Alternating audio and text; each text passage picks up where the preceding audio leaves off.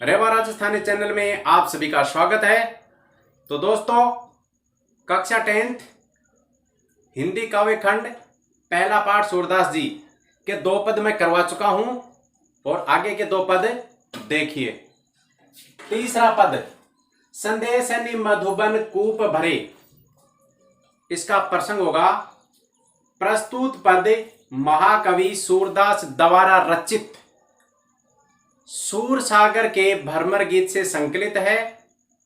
इसमें गोपियां हैं वो श्री कृष्ण के द्वारा छली जाती हैं और जब उनको पता चलता है तो व्यंग्य भरी शैली में वो क्या वार्तालाप करती हैं। देखिए इसकी व्याख्या। संदेश मधुबन कूप भरे, इस पंक्ति के अंदर अतिशोक्ति अलंकार है, क्योंकि गोपियां कह रही हैं कि हमने श्री कृष्ण के पास इतने संदेश भेजे हैं कि जिससे मथुरा के कुएं भी भर गए होंगे। तो ये किसी बात को बढ़ा चढ़ाकर कहना अतिशयोक्ति अलंकार की श्रेणी में आता है। तो गोपियां कहते हैं कि हमारे संदेशों से, हमारे प्रेम पत्रों से मथुरा के कुएं भी भर गए होंगे। अपने तो पठुवत नहीं मोहन, हमरे फिरिन फिरे। अपने तो पठुवत नहीं मोहन, श्री कृष्ण है वो स्वयं तो हमारे पास संदेश भेजते नहीं है, हमारी खबर लेते नहीं है। हमरे फिरिन फिरे, और हमने उनके पास जो संदेश भेजे, जिन व्यक्तियों को संदेश लेकर भेजा वो वापस लौटकर नहीं आए। जिते पथिक पठे मधुबन को, जितने भी पथिक राहगीर मथुरा को जाते हैं, बहुरिन शोध करे, यानी कि उनको बहुत बार खोज करने पर भी वो हमें नहीं मिले, क्योंकि वो हमारे संदेश से लेकर जाते हैं लेकर वहां से कोई संदेश से लेकर वापस नहीं आता है। कै वही श्याम सिखाई प्रमोदे, या तो उन राहगीरों को श्री कृष्ण ने अपने वश में कर लिया है। कै कहूं बीच मरे, या कहीं वो बीच रास्ते में ही मर गए होंगे। गोपियां हैं वो आक्रोश में हैं कि जो राहगीर उनके संदेश लेकर नहीं आते हैं उनके प्रति भी कह रही हैं कि संदेश लेकर क्यों नहीं आते, कहीं रास्ते में मर तो नहीं गए। कागज गरे मेघ मसी खूटी, मथुरा के सारे कागज गल गए हैं या भीग गए हैं। मेघ यानी कि बादल के बरसने से कागज हैं वो भीग गए हैं। मसी खूटी, मसी का अर्थ होता है स्याही, या फिर स्याही समाप्त हो गई है। सर दब लाग जरे, यानी कि सर का अर्थ होता है सरकंडा, जिसे कलम बनाई जाती है और जिसे पत्थर लिखा जाता है। कि दावा अग्नि लगने से सरकंडे के जो जंगल हैं वो जलकर राख हो गए हैं, जिसे कलम नहीं बन पाती है और पत्थर नहीं लिख सकते हैं। सेवक सूर लिखन को आंधो, या फिर सूरदास जी कहते हैं कि श्री कृष्ण का जो सेवक है वो अंधा हो गया है। पलक कपाट अरे, कि उसकी पलकों के जो किवाड़ हैं वो बंद हो गए हैं, क्योंकि बंद होने से वो पत्थर नहीं लिख पाएगा। हमरे फिरिन फिरे में अनुप्रास अलंकार है। मेघ मसी खुट्टी में भी अनुप्रास अलंकार है। पलक कपाट अरे, इस पंक्ति के अंदर रूपक अलंकार है, पलक रूपी किवाड़। इसका विशेष होगा, इसमें ब्रज भाषा का प्रयोग किया गया है। इसकी जो शैली है वो व्यंग्य प्रधान शैली है। गोपियां हैं वो परेशान के साथ साथ दुखी भी हैं। श्री कृष्ण के प्रति उनका आक्रोश पद में देखने को मिलता है, और इसमें अनुप्रास रूपक अलंकार का प्रयोग हुआ है। और पूरे पद के अंदर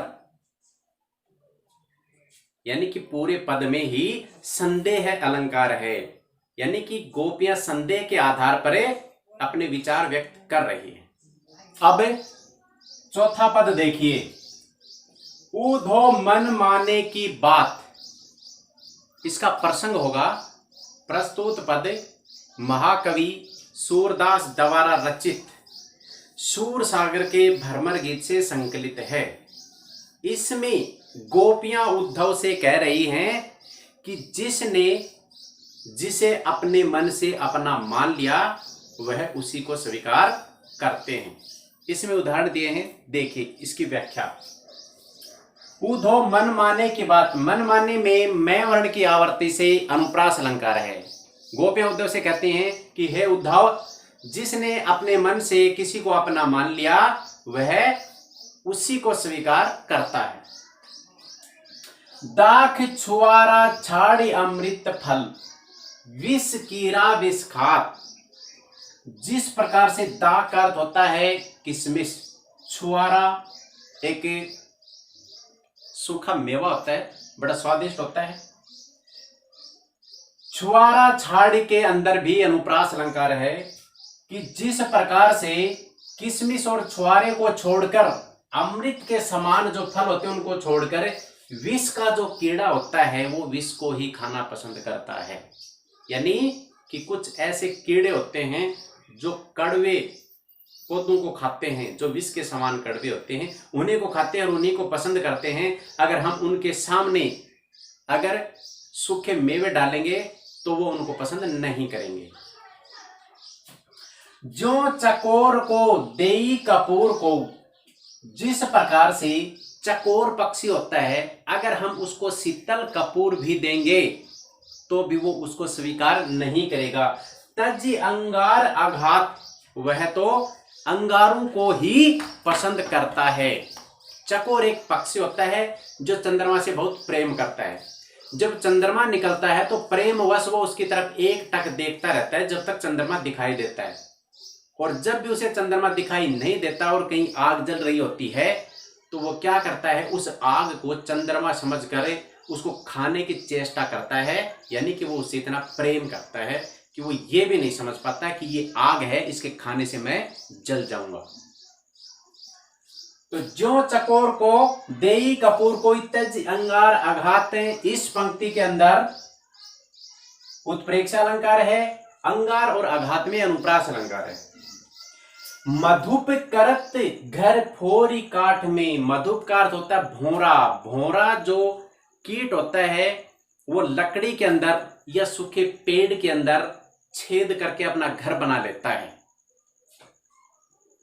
बंधत कमल के पात, यानी कि काठ के अंदर छेद करके घर बनाने वाला भोरा है, वह भी कमल की पंखुड़ियों में शाम के समय जब वो उसका रस ले रहा होता है तो सूर्यास्त होने पर वो क्या होता है कि कमल की पंखुड़ियां बंद हो जाती हैं, भौरा उसी के अंदर बंद हो जाता है।